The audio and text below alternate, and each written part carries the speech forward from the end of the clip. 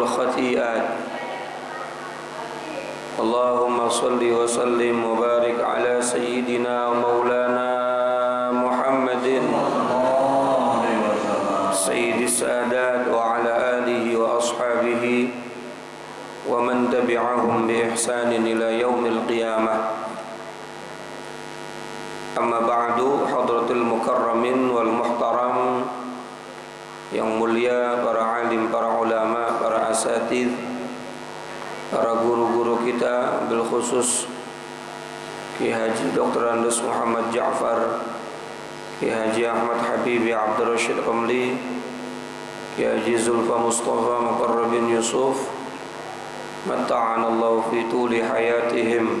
Amin. Juga Ustaz Zidan Mutafaqih, Ustaz Haji Basrain, Ustaz Haji Muhammad Tahir, Ustaz Zainal, Ketua Masjid Sa'adatud Darain, dan Haji Bapak Ustaz Haji Husni Tamrin, dan seluruh para sesepuh bini sepuh lainnya yang mohon maaf tidak bisa disebutkan satu persatu namanya, tidak mengurangi sedikit pun rasa hormat saya. Mudah-mudahan semuanya dimuliakan Allah Subhanahu wa taala. Dan seluruh para jamaah Bapak Ibu tanpa terkecuali semoga mendapatkan keberkahan dari Allah Subhanahu wa taala. Puji syukur kita panjatkan kehadirat Ilahi Rabbun Ghafur.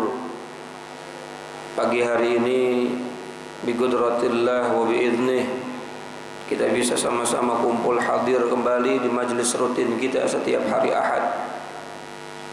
Mudah-mudahan duduknya kita, hadirnya kita dengan niat yang tulus dan baik karena Allah, menjadi sabab wasilah turunnya rahmat dan ampunan Allah buat kita semua, sehingga tidaklah kita bangkit dari tempat duduk kita masing-masing, bubar dari masjid ini kecuali semua dosa-dosa kita diampuni oleh Allah Subhanahu wa taala.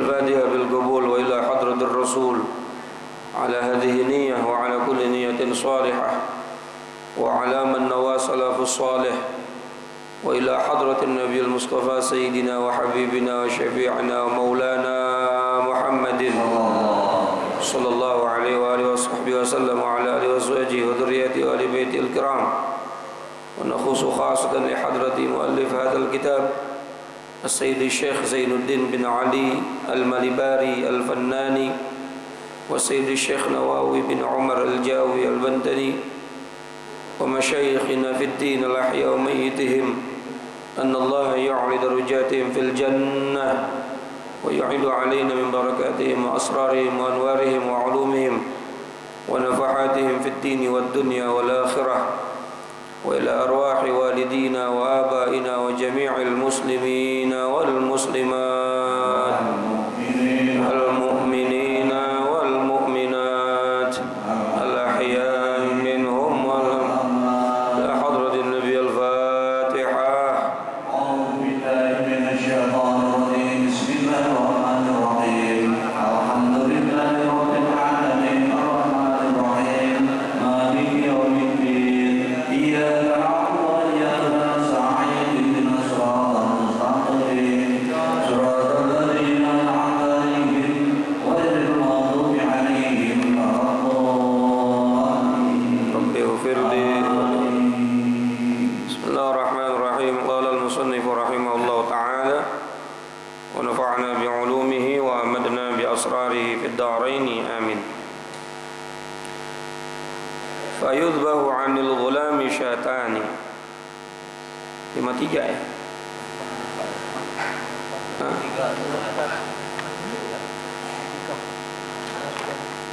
Kita ulang lagi 53 bawah biar nyambung. Wa ammal aqiqatu, adapun aqiqah, fahiya ma yuzbahu 'anil maulud, adalah hewan yang disembelih karena kelahiran anak. Yauma sabi'ih, pada hari ketujuh. Wa yusannu dzabhuha, dan disunnahkan menyembelih aqiqah itu inda tulu'i syamsi, pada saat sudah terbitnya matahari. Fayudbahu 'anil ghulami syatani, dan disembelih hewan aqiqah itu anil ghulam, untuk anak laki-laki, syatani, sebanyak 2 ekor kambing.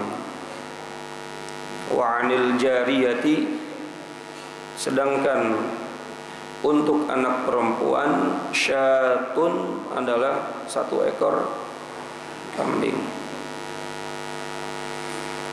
Wa yuhdil 'aqu minhal lil fuqara, dan orang yang beraqiqah itu memberikan sebagian dari daging aqiqahnya lil fuqara, kepada para fakir, wal masakin, dan para orang-orang miskin. Fayahmalu ma yuhdihi minha, maka mencakup daging aqiqah itu yang dihadiahkan, min lahmiha, berupa daging, wa maraqiha, dan kuahnya, ilaihim, kepada mereka. Wala yad'uhum ilaih, dan tidak boleh dengan memanggil mereka. Maksudnya mereka itu siapa? Fakir dan miskin. Ilaih, untuk menikmati daging aqiqah di rumah kita. Wa yatbakhuha, dan sebaiknya daging aqiqah itu dimasak bihuluwin, dengan masakan yang manis, tidak terlalu pedas. Illa rijlaha, kecuali kakinya. Fatu'ta, yang kemudian diberikan ni'atan lil qabilati, dalam keadaan mentah kepada yang menerimanya. Nah, ini kalau kita mau benar tentang aqiqah ya begini. Ya. Disembelih kambing 2 ekor buat anak laki-laki, 1 ekor buat anak perempuan di waktu hari ke-7. Tapi kan gak semua orang bisa hari ke-7 nyembelih. Masih pusing urusin bis persalinan yang gak ditanggung BPJS, belum bayar kamar rumah sakit. Maka silahkan di waktu yang lain. Sampai kapan? Sampai sebelum anak itu akil balik. Lalu akikah itu, kita ulang sedikit lagi ya biar nyambung. Akikah itu hukumnya sunnah muakkad menurut madhab Imam Syafi'i, tetapi wajib menurut madhab Imam Hanafi. Wajib bagi orang yang sudah punya harta senisab zakat. Gak semuanya wajib, tapi wajib bagi orang yang sudah punya harta senisab, dia wajib bayar zakat. Yakni ketika dia punya harta, ketika gampangnya sudah punya emas 83 gram atau duit uang tabungan dia yang tidak dipakai senilai 83 atau 5 gram. Ya, 85 gram itu udah maksimal tuh. Habib Zain bin Smith bahkan 83 gram saking ketatnya. Kalau 90 gram jauhan nih. 85 gram. Ketika bapak ibu punya uang 85 gram, ya kalau 1 gramnya 1 juta atau 1 gramnya 700.000, tinggal dikali. Lalu anaknya lahir, sementara kita punya tabungan harta sejumlah itu, maka menurut madhab Hanafi hukumnya akikahnya wajib. Termasuk juga kurban. Saat datang Idul Adha, mazhab Syafi'i mengatakan kurban itu sunnah muakkad. Mau punya duit, nggak punya duit, hukumnya sunnah bagi Syafi'iyah. Tetapi bagi Hanafiyah, kalau dia punya duit, seukuran dia wajib zakat. Dan orang yang wajib zakat itu kalau sudah punya simpanan 85 gram, maka dia wajib untuk kurban. Itu kata Imam Hanafi. Kita siapa kira-kira yang kita ikutin di sini? Kencang ya Imam Syafi'i, karena sunnah. Biar kagak wajib. Tapi giliran nanti zakat fitrah, pada ngikutin Imam Hanafi, zakat fitrahnya pakai duit. Sementara Imam Syafi'i mengatakan la yasihu, tidak sah zakat fitrah pakai duit. Lamun campur nih madhab. Betul nggak kira-kira? Nah, memang demi kalau kita semakin tahu tentang hukum perbandingan madhab, apalagi kitab yang dibaca Ustadz Zidan itu kan kitab 4 madhab gitu, maka semakin luas pandangan kita, semakin paham kita mana yang dibolehkan, mana yang tidak dibolehkan, mana yang wajib, mana yang sunnah menurut pendapat masing-masing madhab. Tapi jangan dijadikan itu sebagai alasan kita bertaklid karena malas, ya, atau karena pelit. Jangan. Kecuali kalau memang dalam keadaan darurat, atau ya konsisten saja dengan madhab kita. Nah, kemudian yang kedua, disembelihnya hewan akikah itu pada waktu pagi setelah terbit matahari, lalu dimasak dengan masakan yang manis. Ini kadang-kadang kita selamatan akikah, ini pedes banget. Memang sunnahnya disuruh manis. Dan jangan komplain juga ketika ada orang akikah kemudian dikasih berkatnya kagak ada rasanya, manis semua. Ya memang begitu. Kalau ente pengen pedes, sono restoran kambing Al Jazeera. Nah, kalau memang untuk hukum seperti itu. Lalu afdolnya sepertiga dari daging yang kita sembelih itu diberikan kepada fakir miskin dengan kita kirimkan kepada mereka. Dengan kita kirimkan, bukan dipanggil ke rumah. Sepertiganya ya, sepertiganya kita kirimkan kepada mereka. Fakir itu orang yang punya pekerjaan, punya penghasilan, tetapi jauh dari kecukupan. Kebutuhannya 100, pendapatannya cuma 50. Itu namanya fakir, baru dapat separuh. Sementara miskin, di atasnya fakir dikit, kebutuhannya 100, dapatnya 70 atau sampai 80. Itu termasuk miskin. Jadi jangan dianggap orang kerja juga, wah dia orang mampu kerja, belum tentu juga.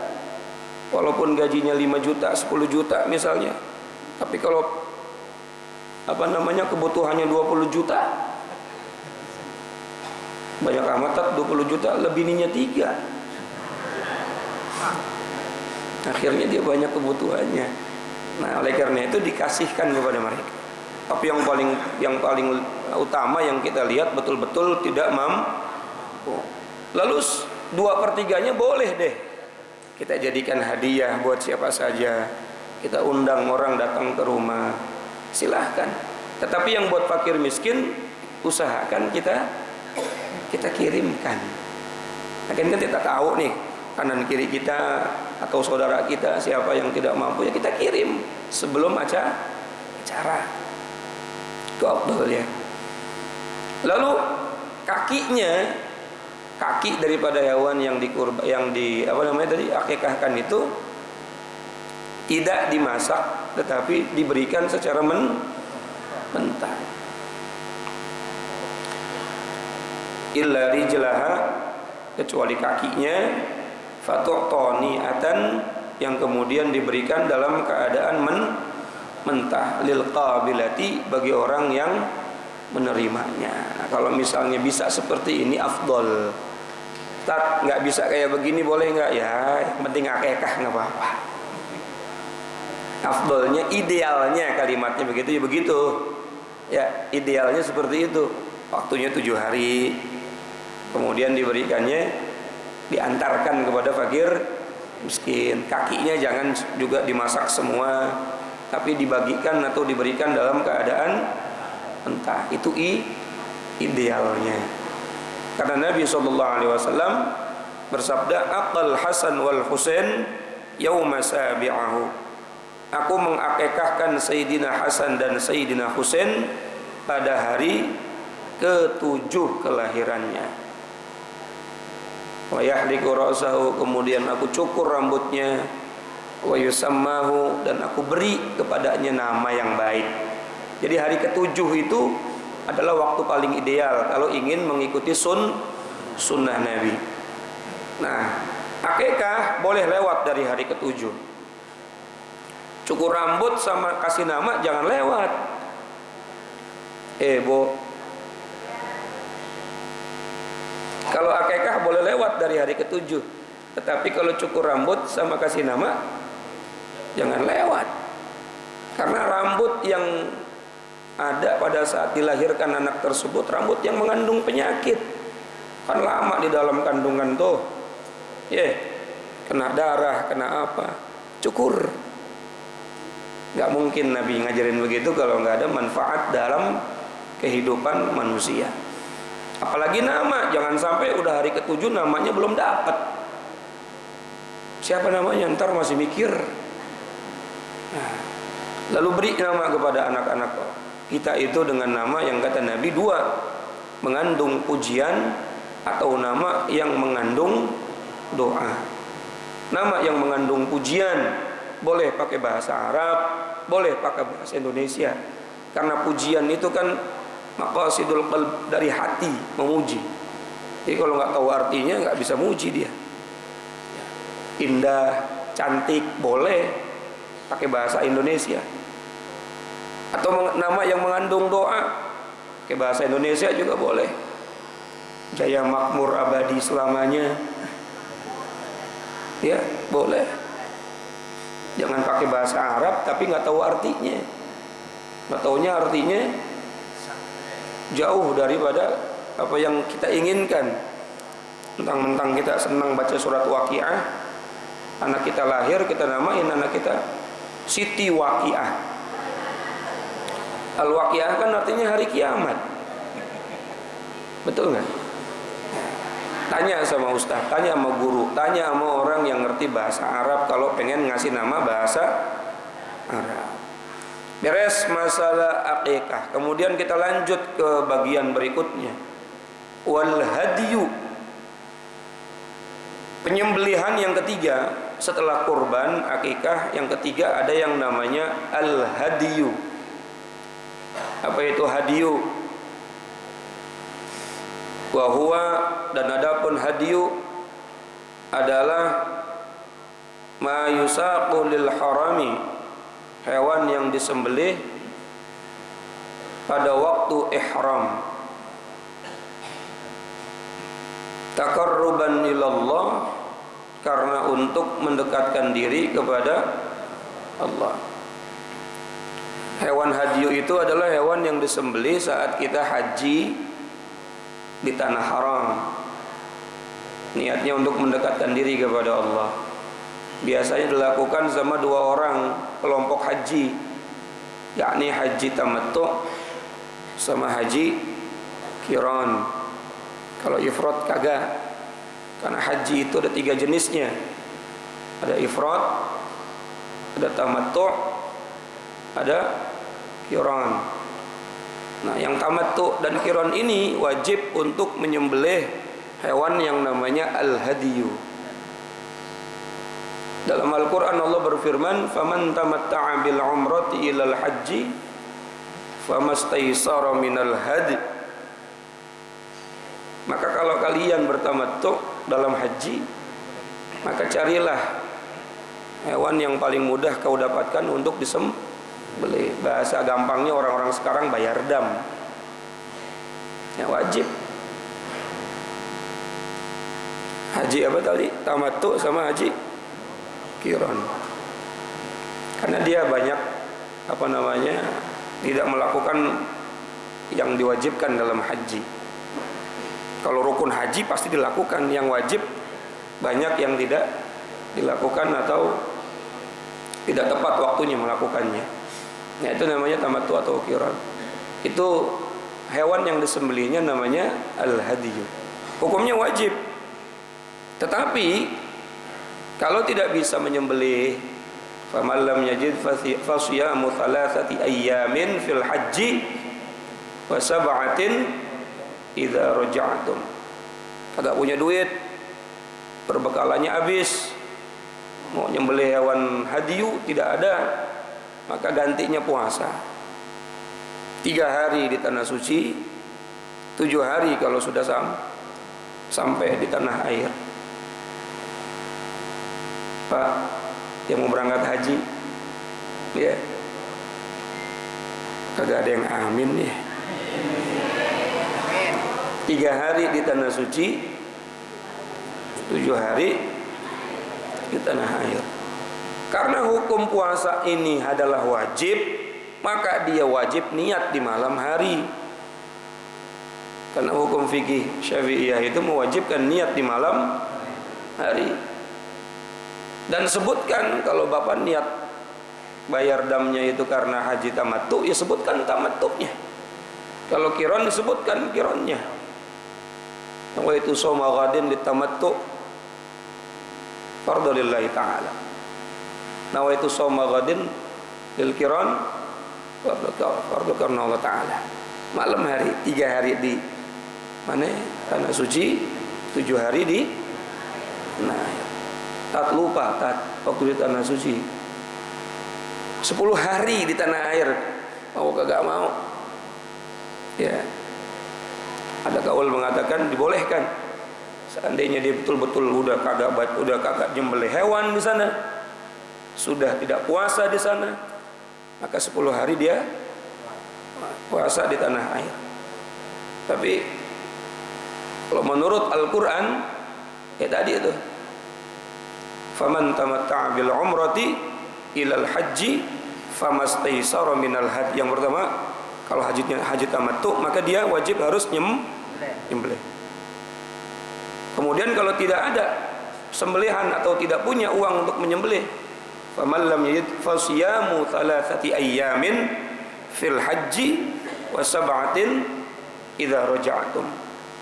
Kalau memang dia tidak menemukan hewan sembelihan atau dia tidak punya uang untuk menyembelih, kalau nggak nemu sih nggak mungkin ya, mungkin nggak punya duit. Hewan mah banyak. Tapi kalau sekarang kayaknya nggak mungkin nggak punya duit, karena udah jadi paket kan ya. Nah, udah ada dalam paket mana hajinya ya, ada living costnya juga. Tapi andai kata dia nggak bisa seperti itu, maka 3 hari puasa di tanah haram pada saat haji, kemudian 7 harinya di tanah air. Tilka asyaratun kamilah.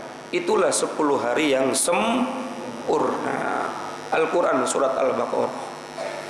Nah, jadi sesembelihan yang ada dalam syariat agama kita hanya 3. Yang pertama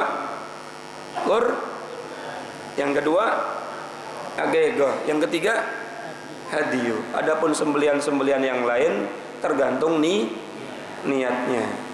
Bisa sunnah, bisa wajib, bisa haram. Bisa jadi haram sembelihan kalau dipersembahkan bukan kepada Allah, kalau dipersembahkan bukan litaqarrub ilallah. Hakikat semua sembelihan itu taqarruban ilallah, untuk mendekatkan diri kepada Allah. Makanya tadi saya katakan kurban ya kurban untuk mendekatkan diri kepada Allah. Akikah juga sama, mendekatkan diri kepada Allah. Hadiyu juga sama, mendekatkan diri kepada Allah.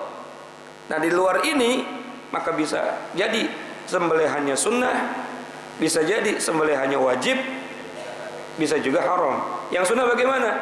Dia menyembelih hewan untuk dibagikan secara cuma-cuma dalam niat sunnah. Wajib kalau dia berikrar atau dia bernazar, kalau saya hasil maksud ini urusan, saya mau motong kambing untuk rasa syukur saya kepada Allah, nazar dia hasil, maka wajib disembelih, taqarrub ilallah. Yang haram bagaimana? Saya memotong kambing mempersembahkan buat karuhun. Besok saya mau hajatan, biar yang datang amplopnya tebel-tebel, potong darah kambing, misalnya begitu. Jadi semuanya kalau bukan taqarrub ilallah, maka hukumnya haram. Wa syu'batu tasi'atu wal arba'un. 1 apa 2? Wallahu a'lamu bis-shawab. Udah ada dua-duanya. Maka kalau 1 saya terusin. Alhamdulillah. Mudah-mudahan kita semua mendapatkan rahmat dan keberkahan dari Allah Subhanahu wa taala, dan Allah istiqomahkan kita untuk terus hadir di majelis ta'lim sampai kita mati dalam keadaan husnul. Assalamualaikum warahmatullahi wabarakatuh.